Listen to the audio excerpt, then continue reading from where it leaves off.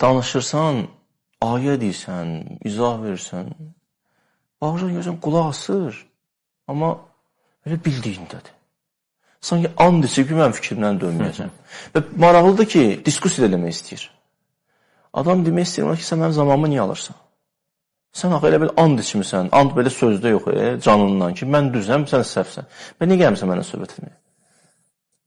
Quranda bir ayə var, deyir, Əl-ləzinə yücadilunə fi ayətillah, deyir ki, Allahın ayələri ilə bağlı cidal edirlər, mübahisə edirlər.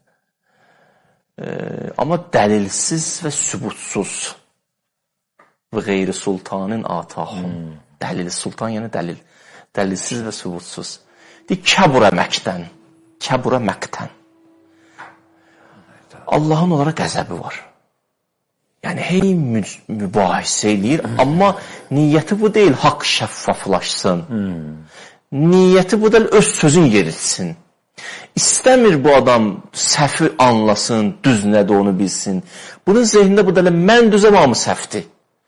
İnatkardır haqqın müqabilində. Belə insanların qəlbi get-gedə qəsavət bağlayır. Kəbura məqtəndir. Məqt özlə, bax onu bir söz deyim sizə. Məhəbbət, belə buyururlar ariflər, məhəbbət həddi buluğa yetişəndə olur eşq. Məhəbbət yetkinlik yaşına yetişdiyi olur eşq. Qəzəb zirvəyə çatdı olur məqt. Allah qəzəbə məqt deyir Qur'an-ı Kərimdə.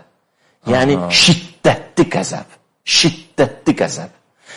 Allah harada şiddətli qəzəblənir, biri buraydı dedim sizə. Harada?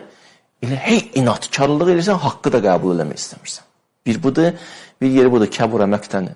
İndəllah buyurur ki, Allahın qəzəbinə tuş gələr o insanlar ki, ən təqulu ma la təf'alun.